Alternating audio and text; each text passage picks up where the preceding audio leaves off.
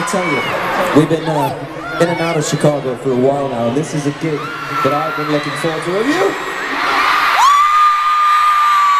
That's a good start.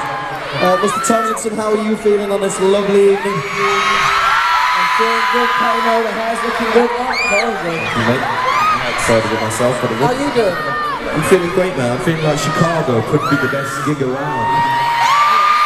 I feel like that. My only problem is, I have two problems.